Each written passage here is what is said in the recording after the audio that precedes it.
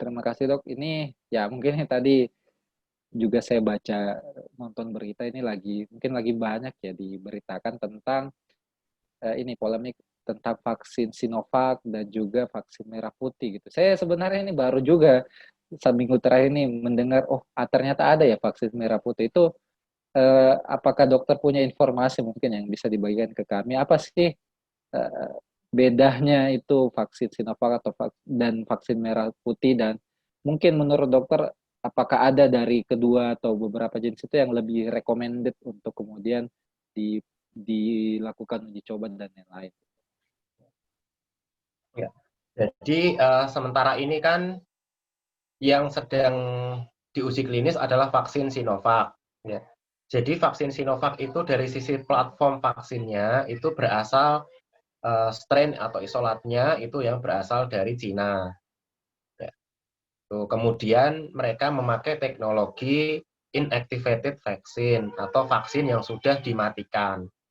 Jadi satu virus utuh dimatikan, artinya dia tidak bisa aktif bereplikasi, itulah yang menjadi platform vaksin tersebut. Nah, kemudian kalau vaksin merah putih itu sebetulnya adalah vaksin yang sebetulnya dikembangkan sejak awal itu oleh teman-teman yang di Lembaga Biologi Molekuler Eijkman di Jakarta. Itu ada konsorsium yang setahu saya itu dikoordinasi oleh Menristek ya. Untuk mengembangkan vaksin merah putih. Nah, teknologi yang dipakai ya kalau vaksin Sinovac itu adalah inactivated vaccines, kalau dari Eijkman itu yang dipakai adalah subunit vaksin atau protein subunit. Jadi bukan satu virus utuh tetapi hanya satu bagian saja, yaitu protein S-nya saja. Ya. Mungkin saya membuat perumpamaan ya, kalau virus itu bagikan robot, ini untuk memudahkan orang awam. Kalau vaksin Sinovac itu satu robot utuh dimasukkan ke dalam tubuh kita, tapi robotnya udah mati, dia nggak bisa ngapa-ngapain. Tapi dia masih bisa untuk merangsang kekebalan. Tetapi kalau vaksin dari merah putih yang dikembangkan oleh teman-teman Eijkman itu yang dimasukkan bukan satu robot utuh, tapi misalnya kepalanya aja yang dimasukkan. Ke tangannya enggak, kakinya enggak, badannya enggak. Jadi cuma kepalanya dipotong, masukkan. Karena bagian itu yang dinilai merangsang antibodi yang paling maksimal untuk mengembangkan. Nah, kalau vaksin merah putih itu tahapnya sekarang masih preklinik. Ya, kemarin kan di pertemuan pertama, kemarin saya menjelaskan bahwa tahapan pengembangan vaksin itu ada tahap preklinik dan tahap klinik. Ya, tahap klinik itu ada uji klinis fase 1, 2, dan 3. Nah, vaksin Sinovac itu sudah sampai uji klinis fase 3. Artinya apa? Artinya kalau nanti uji klinisnya ini berhasil itu efektivitasnya bagus, keamanannya bagus, artinya nanti akan direview oleh teman-teman Badan POM, dan berdasarkan hasil uji klinis fase 3 itu, Badan POM bisa kemudian memberikan izin edar ke masyarakat, sehingga kita bisa mendapatkan vaksin.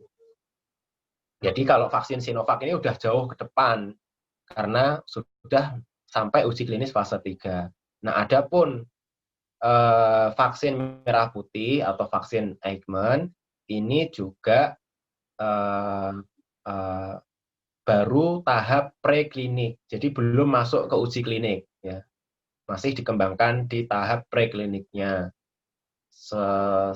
Saya belum melihat publikasi dari teman-teman di Eijkman pengembang vaksin merah putih ini tentang uji preklinik mereka. Nanti jadi ya ini memang masih tahap preklinik. Nah, vaksin mana yang lebih recommended itu tentu saya tidak bisa menjawab sekarang, kan sekarang juga baru uji klinik. Nah, meskipun karena vaksin Sinovac itu sudah fase 3, artinya kan mereka sudah melalui fase preklinik, uji klinik fase 1, dan uji klinik fase 2. Nah, sementara data dari vaksin merah putih atau vaksin Eijkman yang tadi protein subunit kan saya belum menemukan. Ya. Kalau vaksin Sinovac yang uji prekliniknya sudah dipublikasi yang di jurnal Science, itu yang kemarin mungkin saya ceritakan, ya mereka mengimunisasi hewan-hewan coba dengan vaksin yang berasal dari isolat Cina, kemudian hewan-hewan coba yang sudah diimunisasi ini kemudian diberikan infeksi virus SARS-CoV-2 yang sesungguhnya yang mereka isolasi dari berbagai negara, dari Cina sendiri, dari UK, dari Italia, dari Spanyol, dari Swiss gitu. Nah, ternyata binatang-binatang ini tadi yang sudah diimunisasi dengan virus yang dimatikan yang berasal dari Cina ini, ternyata ketika diberi infeksi oleh SARS-CoV-2 yang berasal dari negara-negara lain, ternyata hewan-hewan coba ini tetap terlindungi, tetap terproteksi. Begitu. Nah, begitu juga hasil dari fase 1, fase 2-nya itu sudah ada juga gitu. Ini belum dipublikasi, tetapi datanya kan sudah masuk ke Badan POM. Ada sebagian orang nanya, "Dok, kalau sudah fase 3 kok tidak ada publikasi fase 1 dan fase 2-nya?" Maka jawabannya Badan POM itu tidak mensyaratkan adanya uji klinik fase 3 itu harus mempublikasi dulu hasil uji fase 1 dan 2. Nggak harus data itu sudah tersedia di publik gitu. Tapi Badan POM itu memiliki dokumennya, dokumen hasilnya. Ya, jadi kalau saya adalah Badan POM, ketika saya memberikan izin boleh uji klinik fase 3, itu saya sudah mendapatkan laporan dari Bio Farma, ini loh hasil uji klinik fase 1 dan 2. Tetapi Mas Idam itu tidak tahu. Karena apa? Karena belum ada artikel publikasinya di jurnal, memang belum ada. Itu baru laporan penelitian, kayak kita submit laporan penelitian ke dosen, itu kan nggak ada publikasinya kan. Nah, itu kurang lebih seperti itu. Tapi teman-teman Badan POM jelas-jelas sudah tahu ya. Dan sebagian kan juga sudah dipresentasikan ya dalam beberapa pertemuan ilmiah ya, hasil-hasil uji klinik fase 1 dan 2 Sinovac. Nah, nanti sehingga kalau di head to head mau dibandingkan lebih recommended mana ya, dalam situasi pandemi semacam ini ya, kita membutuhkan vaksin yang tersedia dalam waktu yang tidak terlalu lama ya, dan juga memiliki efektivitas yang baik dan aman.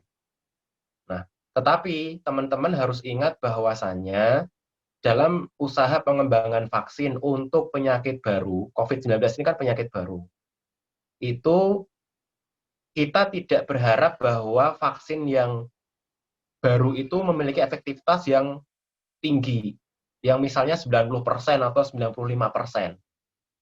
Itu sulit sekali untuk mengembangkan vaksin untuk penyakit baru, kemudian vaksin pertama yang diluncurkan itu efektivitasnya 90 atau 95%. Ini bukannya saya pesimis ya, tapi kita berkaca pada penelitian-penelitian sebelumnya. Nah, misalnya ini kan pengandaian. Misalnya nanti ternyata uji klinis dari vaksin Sinovac ini berhasil, ya, dan ternyata efektivitasnya misalnya sudah bisa menurunkan burden of disease atau beban penyakit misalnya 60 atau 70% misalnya seperti itu kan sudah menurunkan angka kejadian COVID yang lumayan. Gitu. Ya. Jadi kita supaya paling tidak itu kita bisa menurunkan angka kejadian COVID sehingga itu tidak lagi memberikan beban yang sangat berlebihan di fasilitas kesehatan. Ya. Jadi kalau kita efektivitas vaksin Sinovac ini misalnya 60% lah misalnya ya, angka yang atau 70% lah biar agak optimis sedikit, ya 70%. Artinya kan kalau misalkan hari ini itu ada 100 orang terinfeksi COVID, kemudian barengan masuk ke rumah sakit, kan kita udah nurunkan 70%-nya. Itu kan sudah menurunkan yang sangat tinggi sekali, sehingga teman-teman di layanan kesehatan itu menjadi punya ruang untuk pengendalian COVID, kan seperti itu. Nah, nanti bayangan saya, ketika nanti vaksin merah putih ini kemudian menyusul dan efektivitasnya lebih baik, misalnya 90%, ya, dan itu murah misalnya macam-macam, nggak masalah kemudian nanti kita ganti dengan vaksin yang lebih efektif. Dan itu banyak dalam penelitian semacam itu, dalam sejarah pengembangan vaksin seperti itu biasa terjadi ya, vaksin baru kemudian diganti dengan disempurnakan lagi dengan penelitian berikutnya sehingga kita memiliki vaksin yang lebih efektif gitu. Nah, saya sendiri kurang termasuk yang kurang setuju dikotomi antara vaksin vaksin yang berasal dari isolat luar negeri atau vaksin yang berasal dari isolat lokal. Ya, mengapa tadi ya, ada dikotomi itu kan virusnya dari Cina, emangnya kalau masuk ke Indonesia nanti bisa untuk ngatasin COVID virusnya kan beda gitu. Nah, untuk menjawab itu kan perlu uji klinik, ya kan?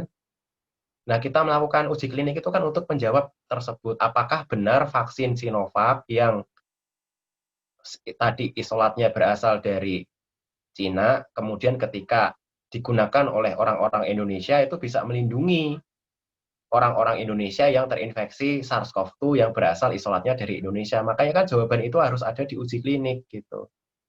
Tetapi teman-teman harus melihat bahwasannya ya, tidak semua perbedaan strain itu kemudian menimbulkan kemudian antibodinya tuh sama sekali tidak mengenali strain tersebut. Gitu. Jadi kalau misalkan kita diimunisasi oleh vaksin yang isolatnya berasal dari Cina, itu bukan berarti kemudian kalau kita diinfeksi oleh COVID yang berasal dari virusnya orang Indonesia, kemudian sama sekali tidak mengenali. Karena kan perbedaan variasi genetik itu tidak selalu terjadi pada regio yang dikenali oleh antibodi. Dan sudah banyak sekali vaksin-vaksin yang beredar sekarang, itu kan strainnya juga berasal bukan dari Indonesia. Vaksin polio, itu strainnya bukan dari Indonesia. Tetapi mengapa ketika vaksin polio dipakai di Indonesia kok tetap bisa menurunkan angka kejadian polio yang signifikan? Kan kita pernah nggak berpikir seperti itu? Vaksin campak, strainnya apakah dari Indonesia? Tidak dari Indonesia. Tapi mengapa kok bisa menurunkan angka kejadian campak yang signifikan? Ya, jawabannya itu karena tidak selalu ketika vaksinnya dari luar kemudian kita tidak mengenalinya lagi. Begitu juga kalau misalkan, dan itu berlaku juga untuk vaksin-vaksin yang berasal dari Indonesia. Misalnya yang diambil sebagai kandidat vaksin adalah virus Indonesia tapi diisolasi di Surabaya. Nanti orang masih bisa membantah, loh emang sama virus di Surabaya dengan virus di Jogja, dengan di Jakarta, dengan virus yang ada di Medan, Aceh, Papua. Kan mesti ada perbedaan, nggak mungkin 100% identik kan. Virus itu kan apalagi virus RNA, itu tidak mungkin 100% identik. Karena tetap memiliki mutation rate, ada laju mutasi. Sehingga ketika virus itu bereplikasi, dia tidak 100% identik dengan orang tuanya dalam tanda petik. Kan seperti itu. Nanti orang yang menggembor-gemborkan virus isolat lokal masih bisa dibantah sama orang lain gitu. Lah itu kan virusnya isolat Jogja, beda. Orang Surabaya kan virusnya udah beda lagi kan gitu. Nggak selesai-selesai kan. Nah, seperti itu. Jadi saya sendiri kalau dari sisi imunologi itu tidak masalah mau pakai strain dari luar atau lokal gitu, selama dia terbukti efektif dan selama mutasi itu tidak terjadi pada regio-regio yang dikenali oleh antibodi. Nah, itu nggak masalah gitu. Beda kalau misalkan perbedaan itu kemudian sampai efektivitasnya sangat rendah, nah itu baru kita tidak pakai. Tapi kan itu harus dibuktikan dulu melalui uji klinis fase 3. Seperti itu. Terus apalagi ya yang penting ya itu untuk jawab pertanyaan-pertanyaan itu. Nah, tadi saya tidak melihat bahwa ini adalah dikotomi antara virusnya dari mana, tapi saya lebih melihat pada apakah kita mampu memproduksi sendiri ataukah tidak. Itu saja. Misalkan ini vaksin Sinovac, tapi Bio Farma bisa transfer teknologi, kemudian Bio Farma memproduksi sendiri, saya nggak masalah. Gitu. Yang penting kan kita bisa produksi sendiri, kita tidak bergantung pada produksi dari Sinovac. Karena apa? Kalau kita mau mengimunisasi sekian juta orang, kemudian kita itu harus terus-menerus beli dari luar negeri, itu kan mahal. Tapi selama kita bisa memproduksi vaksinnya sendiri, nggak masalah. Meskipun itu adalah bibitnya itu dari luar negeri. Tetapi selama memang sudah lolos uji klinik fase 3 alias terbukti efektivitas sekian persen, kemudian kita bisa berdikari memproduksi sendiri, itu bagi saya sudah cukup. Ya. Yang penting kita bisa memproduksi sendiri, kita bisa memenuhi kebutuhan dalam negeri itu oleh BUMN kita sendiri. Kita tidak bergantung pada ini. Bayangkan Mas Idam kalau mau imunisasi sekian orang, kemudian kita bergantung pada Sinovac, mau beli 10 juta. Wah maaf, saya baru produksi 1 juta. Nah itu kan kita nggak bisa melakukan imunisasi massal gitu. Ya mungkin Ya, itu yang ya baik ya, Masya Allah. Ini cukup panjang dan juga mencerahkan ya penjelasan dari Dokter Hakim. Jadi memang bagi kita ya, sikap terbaik kita memang kita harus mendukung ya upaya-upaya kemudian untuk dalam hal pengembangan dan juga eh, apa ya, pembuatan vaksin dari COVID-19 ini, baik itu vaksin Sinovac ataupun nanti vaksin merah putih ya, tetap kita dukung. Dan juga nanti kita tetap mendukung juga upaya-upaya pemerintah dalam hal supaya kita bisa mandiri memproduksi uh, vaksin COVID yang memang diperuntukkan untuk utamanya untuk memang memberantas COVID-19 di negara kita gitu.